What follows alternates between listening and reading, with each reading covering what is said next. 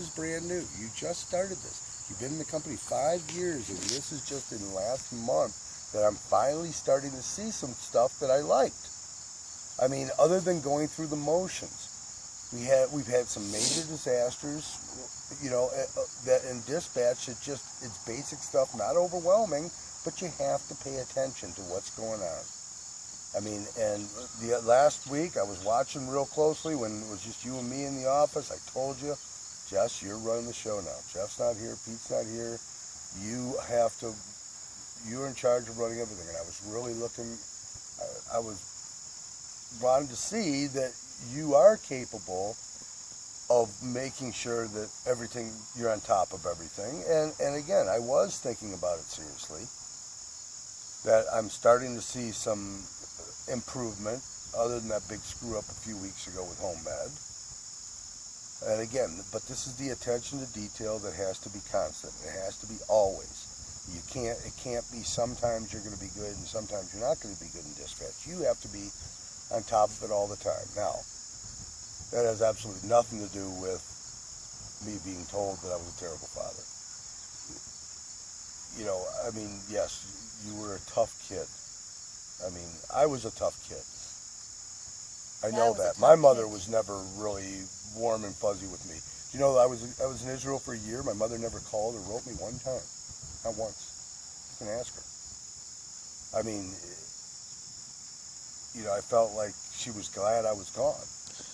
So is it that hard to believe that you haven't been the best father to me, Dad? If you're talking about your parents... From your expectations, I guess I did not meet your expectations for being a good father. Dad, that's the problem. You're never going to realize it. All that I wanted from you was for you to be loving, for you to actually give me some kind of positive reinforcement, and you never have. You never have, Dad. That's all that I ever wanted from you. I wanted to have a good relationship with you, and now I just feel like everything's completely ruined. Like there's no going back. There's no way that it's possible because you can't see it how I see it. You can't see it. You can't see the truth. Number one, it's the truth in your eyes. Okay, there's always two sides to every story. Dad, ask Sammy and Joey. Ask Sammy and Joey. You know what? They were around. Ask them how they feel about it. I don't need to. Because you don't want to know the truth. What, that I was a terrible father? That you weren't loving to me, and you could have been a lot better. I could have been a lot better. I'll absolutely give you that. No question. I mean, it was very frustrating. There was a lot of very frustrating things, but it had absolutely nothing to do. My love for you has always been unconditional. It has not wavered at all, regardless of all the crap that went on. My responses might not have been what you were wanting. I mean, but that has nothing to do with the fact that I have always loved you unconditionally as my daughter. Just the same as Joey and Sammy. Just the same. Other than you took it to the limit. You know, I mean, now it's just a joke about all the. You know, I mean, you notice your mother never went to the parent-teacher conferences. It was always me because it was so hard. It was very hard listening to every teacher tell me, and again, now later then it comes out, okay, learning disability. And you still said that I was faking it. Even with a learning disability, you could have applied yourself more. Dad, with a learning disability, I wasn't capable of applying myself because I had a learning disability. You didn't understand. You didn't try to understand. You just sat there and said she's lazy and left it at that. You never tried to understand me.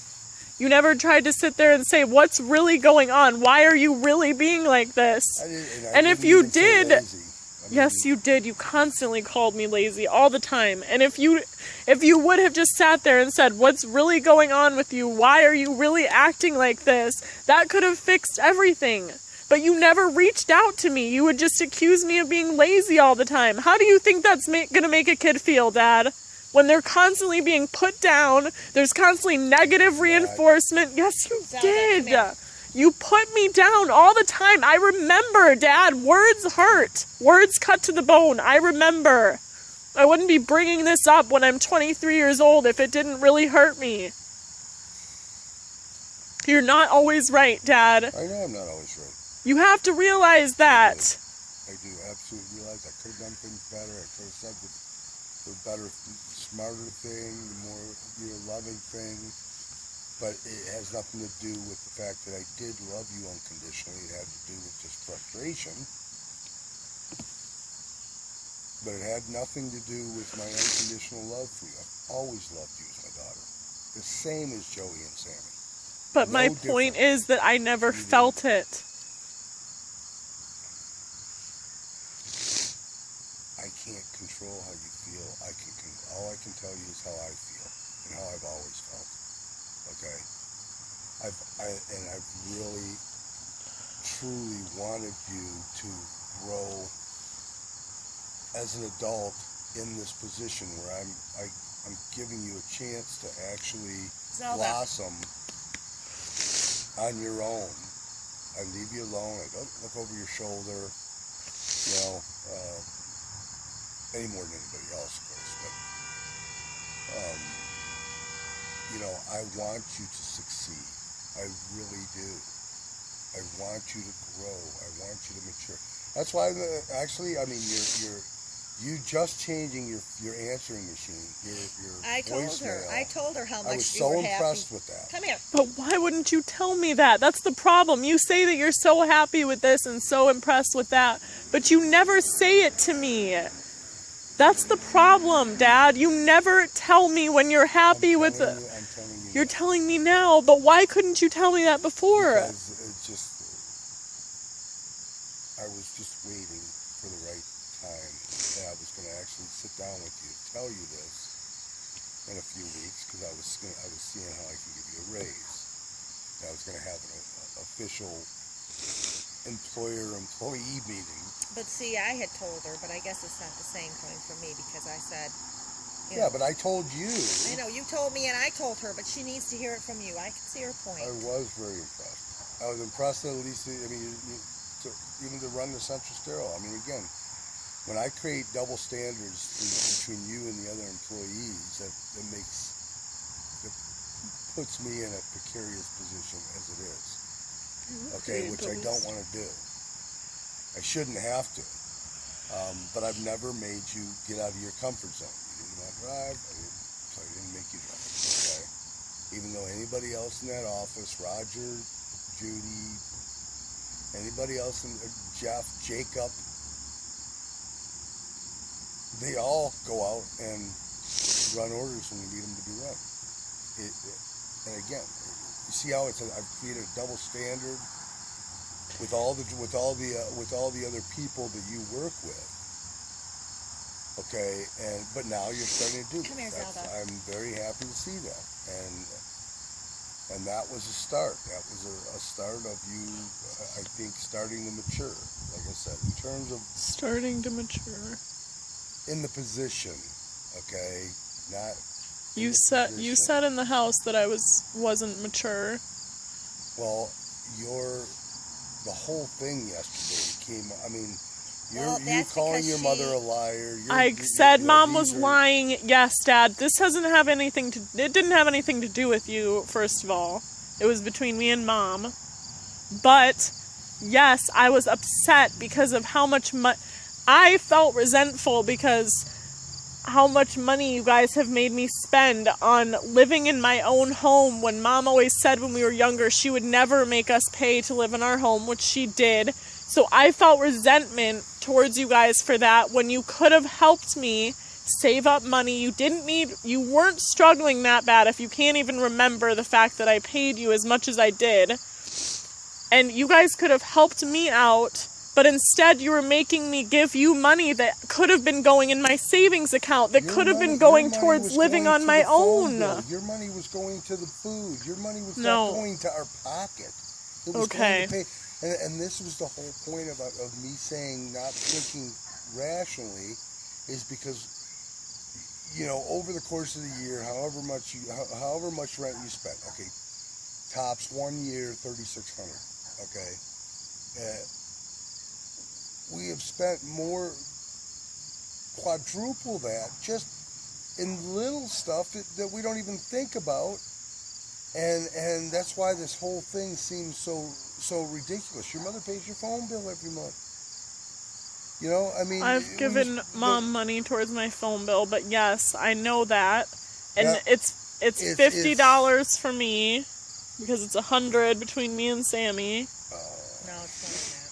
It's a lot more than that. 177. It's closer to.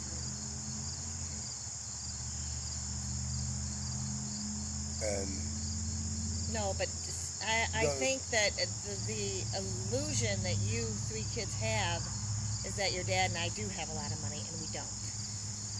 And at the time, our house payment was $2,000. And I was trying to figure out how we could get some more money a month, because having you at just all the expenses. And I said, you know what, Jessica's working, she's 21, you're an adult. I thought it would kind of teach you too that, you know, I mean, it's a responsibility. So I thought $300 is not that much. And it still didn't even cover, I mean, it didn't really cover a whole lot, but it did help some, and I thought it was a good thing to do. I didn't know that, you know, that it was going to upset you like that. I mean, I really didn't. Because, Mom, how many times did I tell you that I wanted to be saving up my money so I could live on my own? And before you moved out to your apartment on Gulfside, I think it was like 4 months before you moved out or whatever. It's a couple months. You didn't pay, okay, well.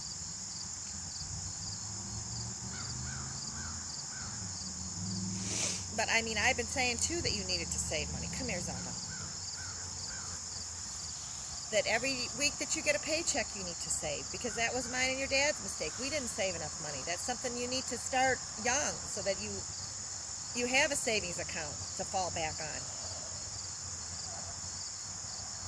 But maybe Sammy said the same thing, that I said I would never make you guys pay rent. But at the time, like I told Sammy, I was working at GM. I was making a lot of money. I was working overtime. We were doing good. You know. I mean, the company's losing money right now. I mean, that's not your fault, or I mean, it's reality. It is what it is. My overhead is just way out of whack with the money that we're bringing in. We almost went bankrupt in 2008.